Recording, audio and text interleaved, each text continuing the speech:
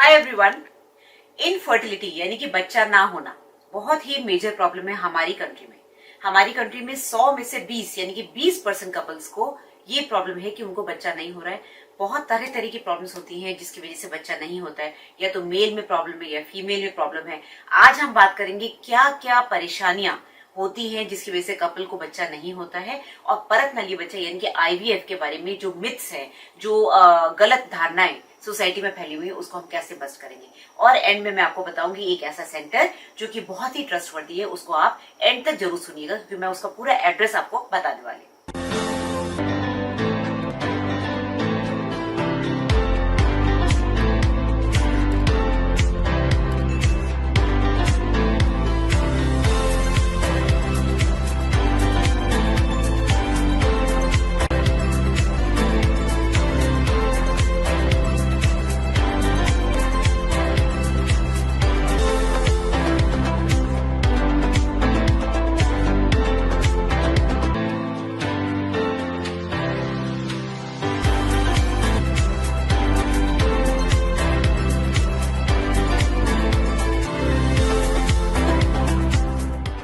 Infertility, इसको हम define कैसे करते हैं। मेरे पास डेली इतने क्वेश्चंस आते हैं, सिर्फ यूट्यूब पे नहीं, इंस्टाग्राम पे भी। इवन जो लोग मुझसे कंसल्ट करते हैं, जो पर्सनली कंसल्ट करते हैं, वीडियो कंसल्टेशन, वॉइस कंसल्टेशन, सबका क्वेश्चन ये होता है, मैडम शादी को 2 साल हो गए, किसी को शादी के 3 महीने हुए होते हैं, किसी को 6 महीने हुए होते हैं, ससुराल से प्रेशर आ रहा है, घर वाले कह रहे हैं बच्चा क्यों नहीं हो रहा है, या फिर हस्बैंड बाहर रहते हैं, कभी कभी घर आते हैं, बच्चा नहीं हो पा रहा है। इतनी सारी प्रॉब्लम्स की वजह से लेडीज हमारी कंट्री में बहुत ज्यादा परेशान रहती है, और प्रेशर ज्यादातर लेडीज पे रहता है, सबको पता है। मैं आपको बता दूं, जहां मैं खड़ी हूँ राजस्थान में, यहाँ पर मेल इनफर्टिलिटी ज्यादा है। देखा जाए तो करीब 40-50% ही रहता है। 40% मेल होता है, 40% फीमेल के कारण होते हैं, 20% मिक्स कारण होते हैं कि दोनों में प्रॉब्लम है। राजस्थान जैसे स्टेट में जहां पर गर्मी बहुत है, गर्मी की वजह से काफी सीमेन प्रॉब्लम्स होती हैं, या फिर एडिक्शंस की वजह से, जैसे अमल हो गया या किसी भी तरह का कोई एडिक्शन हो गया, टोबैको चूइंग हो गया, इस सब की वजह से मेल इनफर्टिलिटी ज्यादा है। हम इसकी डिटेल्स में नहीं जाएंगे। मैं आपको आज बताऊं कि मोटी मोटी तौर पे क्या कारण होते हैं कि बच्चा नहीं होता है। सबसे पहला कारण, अगर हम मेल की बात करें तो सीमेन फैक्टर्स अच्छे होने चाहिए। WHO ने जो सीमेन एनालिसिस की जो हमको पूरी रिपोर्ट दी है, उसको मैं पहले भी 1-2 वीडियोस में डिस्कस कर चुकी हूँ। इसके पैरामीटर्स होते हैं कि कितना काउंट होना चाहिए पर इजैकुलेट, कितना काउंट होना चाहिए, कितना काउंट कम हो तो उसको ओलिगोस्पर्मिया बोलते हैं, कितनी मोटिलिटी होनी चाहिए, प्रोग्रेसिव यानी कि कितना स्पर्म्स आगे जाने चाहिए, कितना वहीं खड़े खड़े हिल सकते हैं, प्रोग्रेसिव मोटिलिटी कितनी होनी चाहिए, कितनी स्लगिश मोटिलिटी एक्सेप्टेबल है, कितने डेड स्पर्म्स एक्सेप्टेबल है जिसको हम नेक्रोस्पर्मिया बोलते हैं, कितने नॉर्मल, कितने एबनॉर्मल, ये सारी बहुत सारा एक पैरामीटर है जिसको कि हम डॉक्टर्स चेक करते हैं, उसके अकॉर्डिंग मेल को ट्रीटमेंट देते हैं। तो सबसे पहला पॉइंट आता है स्पर्म पैरामीटर्स, यानी कि स्पर्म्स में क्या प्रॉब्लम है।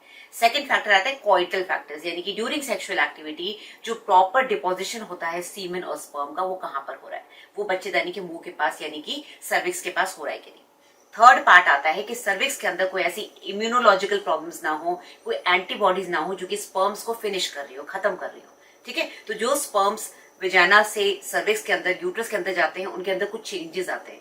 जैसे ही वो फीमेल जेनाइटल ट्रैक्ट में घुसते हैं, वहां पर उनके अंदर कुछ चेंजेस आते हैं, उनकी कैप निकलती है, एक्रोसोम रिएक्शंस होते हैं, बहुत सारे रिएक्शंस होते हैं, जिससे बाय द टाइम वो लोग फैलोपियन ट्यूब में पहुंचते हैं, सारे स्पर्म्स वो आधे घंटे, पौन घंटे में जब फैलोपियन ट्यूब में पहुंचते हैं, तब तक उनके काफी केमिकल चेंजेस हो चुके होते हैं। जिन लेडीज में केमिकल चेंजेस नहीं हो पा रहे बिकॉज ऑफ सम फैक्टर, उनमें भी इनफर्टिलिटी हो सकती है। चौथा फैक्टर होता है लेडीज में, जो कि मेन प्रॉब्लम है, दैट इज ओवुलेशन। एग निकलना जरूरी है, हर महीने एग निकलता है। एक नॉर्मल लेडी में एक एग निकलता है, जब हम दवाइयां देते हैं तो ज्यादा एग्स निकलते हैं। तो ओवुलेशन चौथा पॉइंट है। अब एग निकल गया, स्पर्म नॉर्मल है, स्पर्म आकर फैलोपियन ट्यूब पे वेट कर रहा है, बट प्रॉब्लम कहाँ है, प्रॉब्लम शायद ट्यूब में।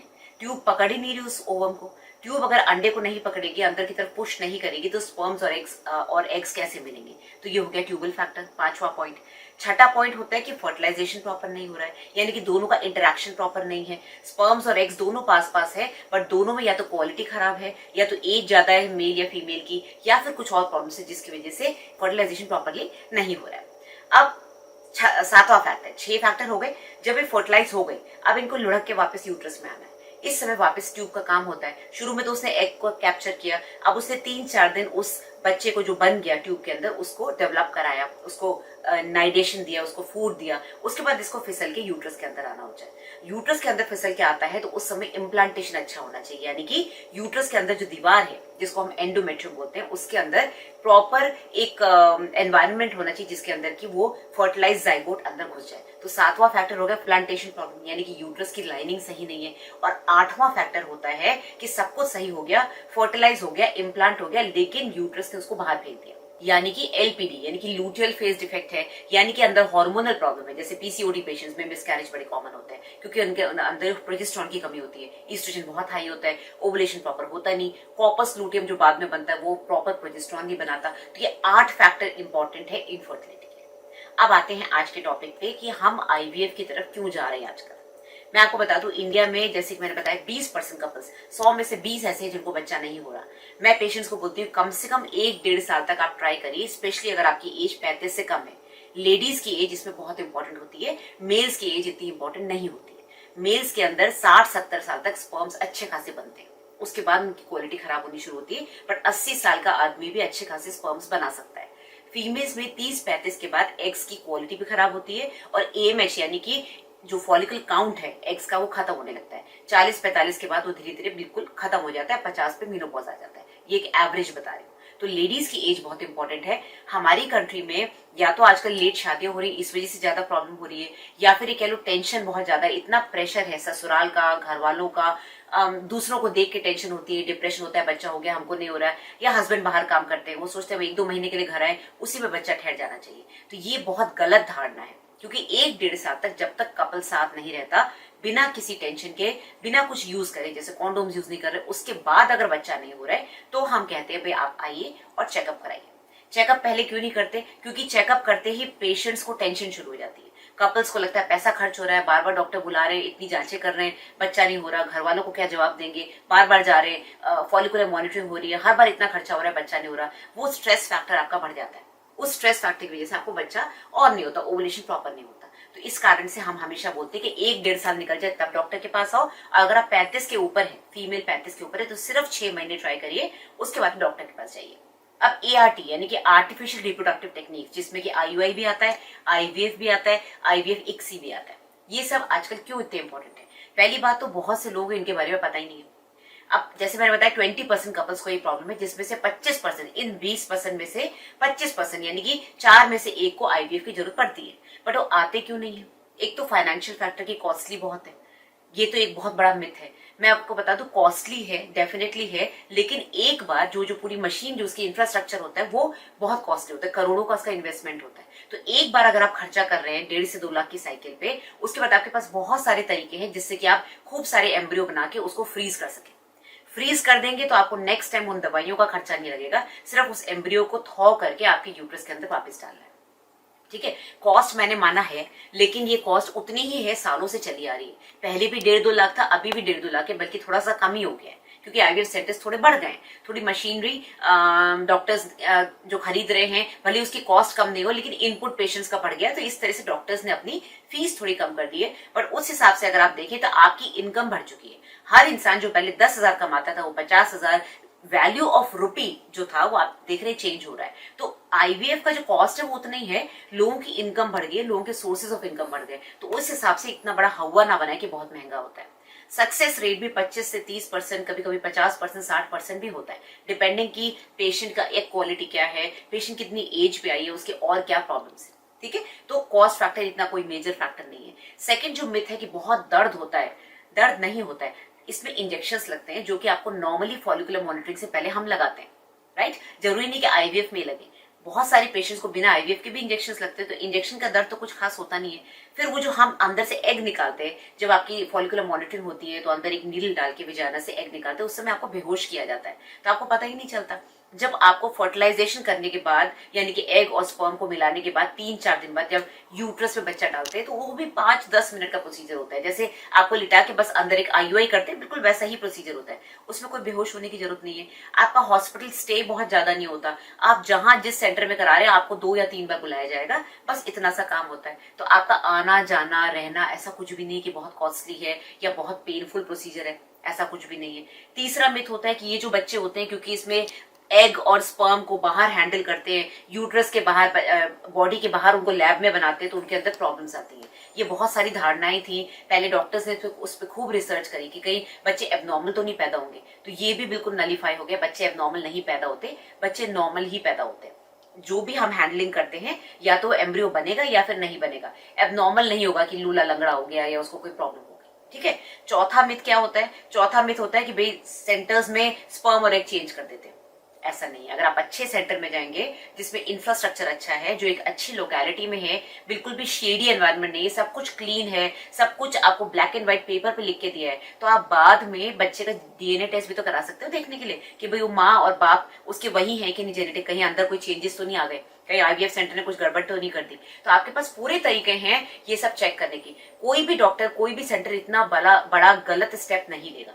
ये पिक्चर्स में, कॉमेडी पिक्चर्स में दिखाने के लिए होता है कि हाँ स्पर्म चेंज हो गया, एग चेंज हो गया, ऐसा नहीं होता है। ठीक है। तो ये एक बहुत बड़ा मिथ है। कोई भी सेंटर अगर इतना अच्छा डेवलप हो रहा है, अच्छे से प्रैक्टिस कर रहा है, तो वो ये गलती कभी नहीं करेगा। अच्छा, इंजेक्शंस के साइड इफेक्ट्स को लेके काफी क्वेश्चंस आते हैं कि मैम आईवीएफ में बच्चे चलो एबनॉर्मल नहीं हो रहे, ठीक है, लेकिन इंजेक्शंस बहुत पेनफुल होते हैं, प्लस साइड इफेक्ट्स बहुत होते हैं, मोटे हो जाते हैं। ऐसा नहीं है। हार्मोनल इंजेक्शंस वैसे भी फॉलिकुलर मॉनिटरिंग में जब आपको लगते हैं तो आप कितने मोटे हो जाते हैं। अगर आपको पीसीओडी है, अगर आपको कोई और प्रॉब्लम है, ओबेसिटी की प्रॉब्लम है, तो बात अलग है। अदरवाइज कोई भी पेशेंट अगर ये सब ट्रीटमेंट लेता है तो इतना कोई ज्यादा वेट गेन नहीं होता है, अनलेस कि आपको सही में कोई हार्मोनल प्रॉब्लम है। ठीक है। अच्छा, कितने लोगों को ट्विंस होते हैं? ऐसा नहीं कि हर आईवीएफ में ट्विंस ही होते हैं। Yes, technically doctors 2 embryo implant करते हैं, बट आप अगर डॉक्टर को बोलोगे नहीं मेरे को तो एक ही एम्ब्रियो इम्प्लांट करना है, बाकी जो अच्छे एम्ब्रियोज हो आप उनको फ्रीज कर दो, मैं अगली साइकिल में यूज करूंगी, तो वो भी हो सकता है। पहले के जमाने में डॉक्टर्स 3-3, 4-4 बच्चे भी डालते थे, अंदर एम्ब्रियोज डालते थे, क्योंकि तब रूल्स नहीं थे कि आपको 2 से ज्यादा नहीं डालना है। तो उसमें कभी कभी प्रॉब्लम हो जाती थी कि तीनों बच्चे जिंदा रह गए, तीनों बच्चे सर्वाइव कर गए, तो ट्रिपलेट प्रेगनेंसी है, 4 बच्चे एक साथ माँ कैसे कैरी करेगी? तो उसमें फिर सिलेक्टिव रिडक्शन करते थे, किसी एक बच्चे के हार्ट में इंजेक्शन डाल के उसको फिनिश करते थे, जिससे कि प्रेगनेंसी 2 या 1 बच्चा ही रहे। बट अभी जो लेटेस्ट इंडिकेशन है, लेटेस्ट जो गाइडलाइंस है, वो ये है कि 2 से ज्यादा बच्चे एक साथ यूट्रस के अंदर नहीं डालने। उसमें भी आप लिख के दे सकते हो कि नहीं मुझे तो एक ही एम्ब्रियो चाहिए, तो जरूरी नहीं कि ट्विंस ही हो।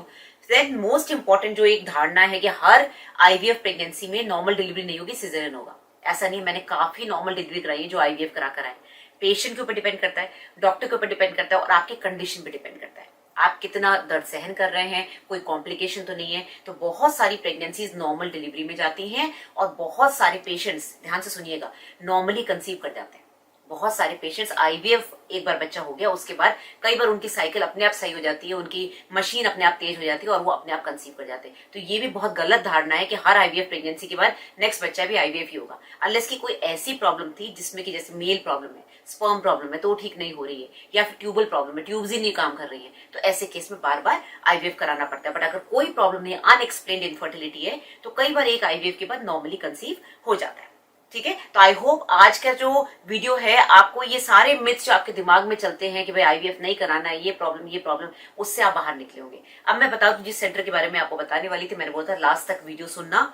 ये एक दिल्ली का सेंटर है जो कि मेरी ही एक फ्रेंड है, सीनियर है, हम लोग साथ पढ़े हुए हैं, उनका है, और उन्होंने 5 सेंटर्स खोले हैं दिल्ली में। तो जितने भी लोग दिल्ली के आसपास रहते हैं या फिर जिनको लगता है हम बाहर से आके दिल्ली में कराना चाहते हैं, उनके लिए बहुत अच्छा ऑप्शन है। सबसे बड़ी बात है दिल्ली में एक सेंटर नहीं 5 सेंटर है इनके, और इनको बहुत सारे अवार्ड्स मिले, बेस्ट आईवीएफ सेंटर इन नॉर्थ इंडिया, और भी तरह तरह के अवार्ड है जो कि आप यहाँ स्क्रीन पे देख सकते हैं। सारे अवार्ड्स इनको मिल चुके हैं, और इस सेंटर का नाम है ओरिजिन। अगर मैं इनके सेंटर्स बताऊं ये कहाँ कहाँ लोकेटेड है, तो दिल्ली में 5 सेंटर है, 2 द्वारका में है, एक साउथ एक्स में है, एक विकासपुरी और एक प्रीतमपुरा। तो बहुत ही अच्छा सेंटर है, बहुत ही ट्रस्टेड सेंटर है।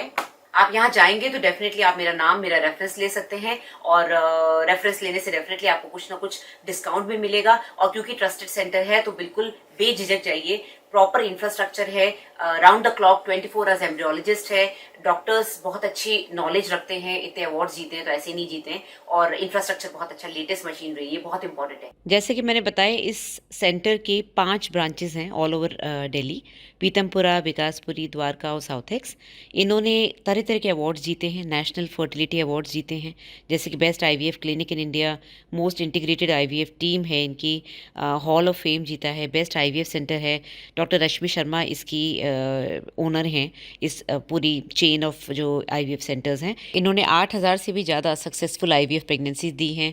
75% इनका सक्सेस रेट है। और अगर आप टोटल पेमेंट एक साथ नहीं करते हो तो EMI पे भी IVF सेंटर्स चलते हैं, और ये लोग 0% इंटरेस्ट पे आपको लोन देते हैं, या फिर आप मतलब एक बात मतलब किस्तों में आप पेमेंट कर सकते हैं, पूरा पेमेंट एक साथ नहीं कर पाते हैं तो ठीक है। एक्सपर्ट टीम है इनकी, और इनका एक्सपीरियंस भी 21 ईयर्स से ज़्यादा है, तो बहुत ही अच्छा सेंटर है। और ऑनलाइन कंसल्टेशन, सबसे अच्छी बात है कि ये लोग ऑनलाइन कंसल्टेशन भी प्रोवाइड करते हैं। अगर मान लीजिए आप दिल्ली से बाहर के हैं और आपको डॉक्टर से बात करनी है, या फिर आपको दिक्कत है आने जाने में, आपको बात करनी है पहले, या फिर ट्रीटमेंट के बाद आपको कंसल्ट करना है, तो ऑनलाइन कंसल्टेशन भी पॉसिबल है, जैसा आप मेरे साथ करते हैं। तो ये सारी फैसिलिटीज़ हैं, इस वजह से मैं रिकमेंड करूँगी कि आप इस सेंटर पे जाएं और IVF कराएं। कोई भी आप सेंटर सेलेक्ट करते हैं तो उसका सक्सेस रेट देखिए, उसका इंफ्रास्ट्रक्चर देखिए उन्होंने कहाँ से डिग्री ली है, कितने सक्सेसफुल प्रेगनेंसीज उन्होंने दी हैं, तो ये सारी चीजें बहुत इंपॉर्टेंट होती है। तो आज का वीडियो सिर्फ इसलिए था कि आपको IVF के बारे में जानकारी दी जाए कि इतनी टेक्नोलॉजी आ चुकी है दुनिया में, तो आप उसको यूज क्यों ना करें, क्यों परेशान हो जाए 15-15 साल 20-20 साल बिना बच्चे के घूम रहे हैं। फिर जब आपकी खुद की एज 40-50 पहुंच जाती है तब आप बच्चा गोद लेने की सोचते हैं या IVF कराने की सोचते हैं, तब तक आपकी बॉडी भी काम नहीं करती। और आप ये सोचिए जो आप बच्चा होगा तब आप ऑलरेडी, जब वो शादी के लायक होगा तो आपकी उम्र क्या होगी, 70 साल। तो क्यों नहीं आप 25 से 35 के बीच में प्रॉपर डिसीजन लेके प्रॉपर ट्रीटमेंट करा के बच्चे को IVF के थ्रू पैदा करें। ओके, सो वीडियो पसंद आया तो लाइक एंड शेयर जरूर करिएगा, सब्सक्राइब करिए चैनल को, वीडियो को शेयर जरूर करिएगा अगर आपको पसंद आया तो। और मेरे को मेरे सोशल मीडिया प्लेटफॉर्म्स पे फॉलो करिए। मेरे से पर्सनली कंसल्ट करने के लिए आप या तो वेबसाइट के थ्रू बुक कर सकते हैं कंसल्टेशन, या फिर ये जो नंबर फ्लैश हो रहा है इस पे आप व्हाट्सएप करिए कि आपको मेरे से डायरेक्ट कंसल्टेशन करना है, वीडियो कॉल या voice call. Thank you very much.